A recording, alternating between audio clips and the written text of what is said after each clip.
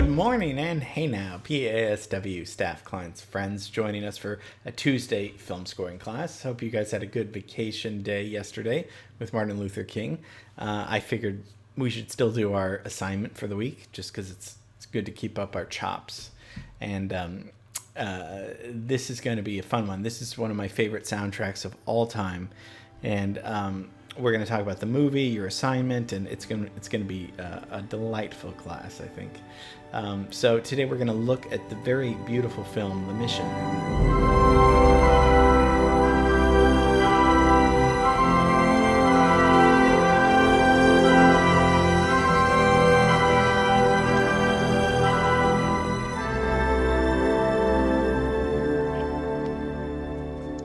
You've probably heard the soundtrack. I've played it quite a bit. We've looked at Ennio Morricone a few times. We scored one of the movies that he did. We rescored it, The Good, the Bad, and the Ugly. Then we did a two-part class on Ennio Morricone where my brother joined us for the second half. And his score to The Mission is considered one of the best soundtracks of all time, really. Has transcended the movie in some ways, where it's become played at weddings and funerals, and it's his favorite soundtrack, and that's saying a lot because he's written about 500 film scores, and he enjoys it. It's very it's just gorgeous score. It's a gorgeous score.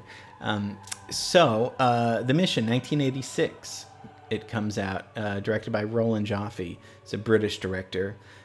Most famous for this and The Killing Fields before this movie, and just kind of the basic storyline, because you should know prior to the scene that we're going to watch just the build up. So it's mostly based on a true-ish story, and so in the 1750s, around the middle of the 18th century, and it's like I said, mostly true. Jeremy Irons plays a Spanish Jesuit, and he goes into the South American wilderness to build this mission for these Indians, and tries to convert this region. And Robert De Niro is a slave hunter, so he's kind of the villain in the beginning part of the movie, but he's converted and joins Jeremy Irons in his collaboration with the Indians to build this mission, because a lot of these Indians are being enslaved and killed, and this is when Spain sells the colony to Portugal, so they're forced to defend themselves. It's a kind of it's a sad movie. It's endearing. It's got a lot of strong themes and symbolism in it. Also, music plays a huge part in it. We talked about Ennio Morricone, Italian composer, and this score features the oboe a lot. Gabriel's oboe is the main theme in this film, and Gabriel is the character's name for Jeremy Irons, the actor. So the movie starts with a pretty provocative scene of a priest being crucified and sent down the waterfalls, because the Indians don't want anything to do with these Jesuit priests. They don't want. So they kill this priest, and he's a friend of Jeremy Irons, because he's a priest as well. And so Gabriel decides to still go up the mountain, trek up the mountain, and still tries to communicate, connect with them, talk to them, because they're being killed, they're being enslaved, and he tries to interact with them. So this isn't the scene we're going to score, but this is a scene to kind of introduce you to the movie. This is in the beginning when he first goes up to try to interact with them. So let's just take a look at this scene.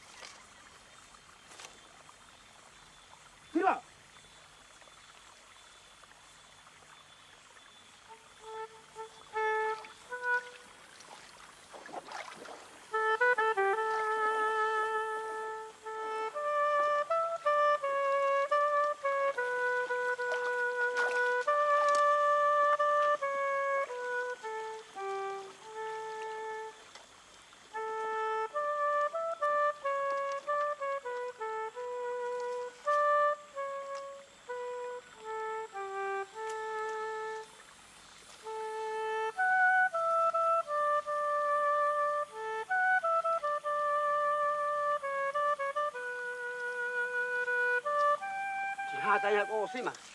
Hataya Osima.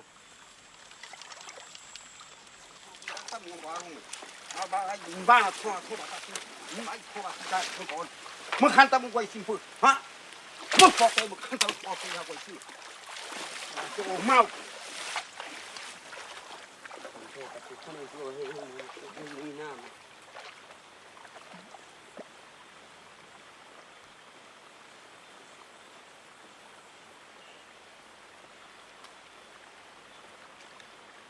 สิเดี๋ยวเอาไปสิเราสิบัด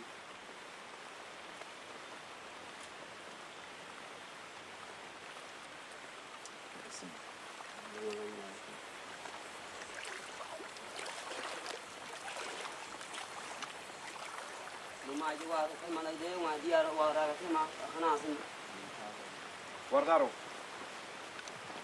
ว่าตาทุกมันเป็นวารุคุณนุปาโร่มาสมาร์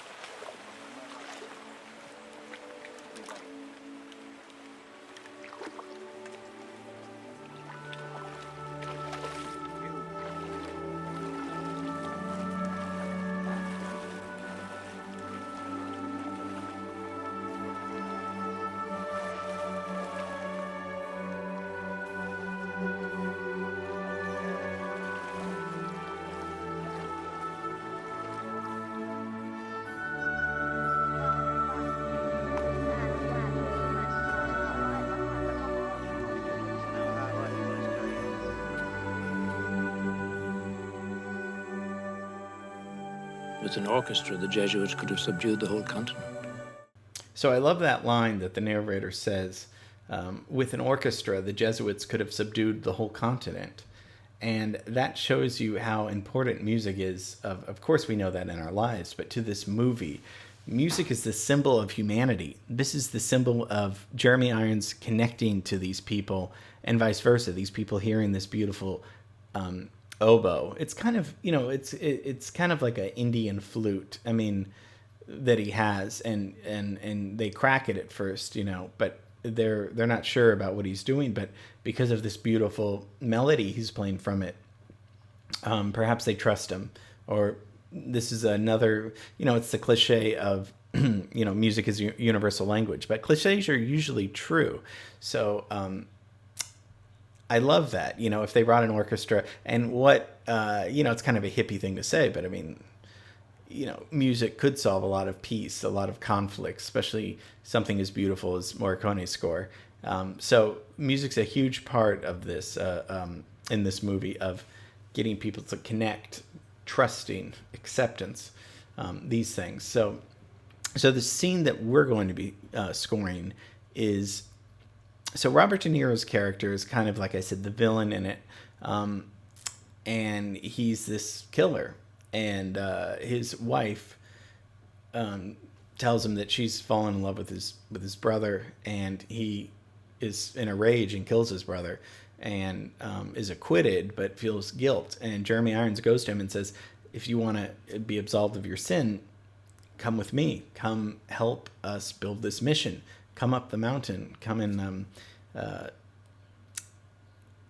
offer your life over to servitude, and he does, and it's tough. So this is a scene where he is carrying this weight of all this stuff up to the mountain, and it's beautiful because he's reached this point where he is going to transition into a new part of his life by being up there with these Indians and the priests and building a mission, and kind of, and this happens like in the middle of the movie. This isn't the ending or anything.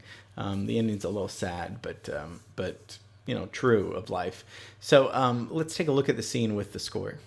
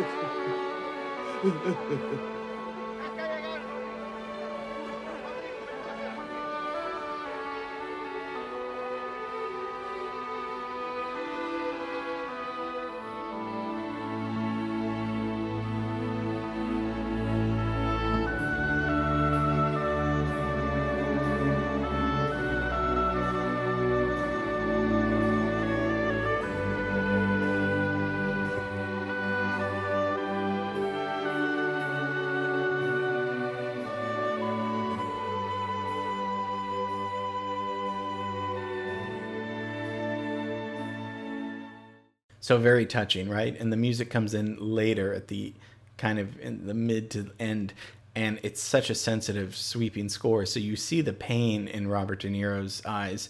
You see the struggle. You see the weight lifted off his shoulders of acceptance into the arms of Jeremy Irons and into this beautiful, accepting kind of new world that he's in. He's used to being in the in the Spain in the city, and now he's in this forest, in this jungle, and he's in this new part of his life. So there's feelings of fear and anxiety, and then he hands over himself to them. So he's crying, but it's all and it starts off very tragic, but it kind of ends in this way of he feels so helpless, and they want to comfort him, and this. Let's take a look at it without the score.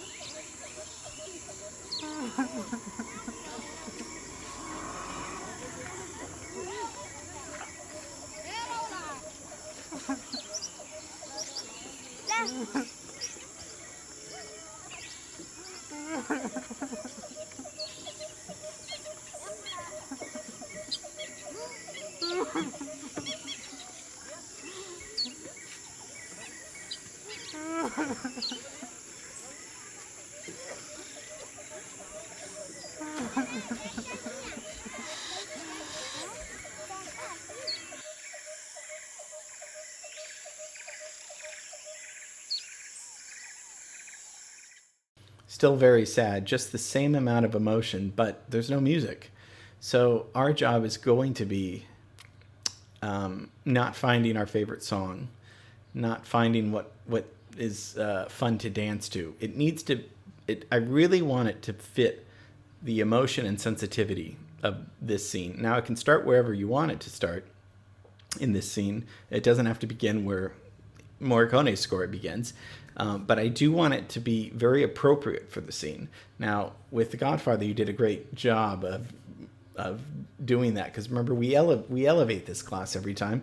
And last time I wanted you to come up with a period piece for the 1940s, and we did do that. So, I may respond back to you saying, is this really the right choice? And you guys are getting better and better. But I do want you to pick something that's going to be sensitive and emotional for this scene, because it is a very emotional scene.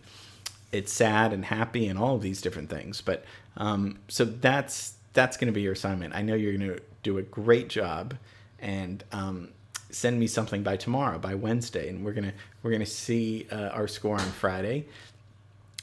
So this is the Mission movie, and it's wonderful and beautiful, and you should watch it. And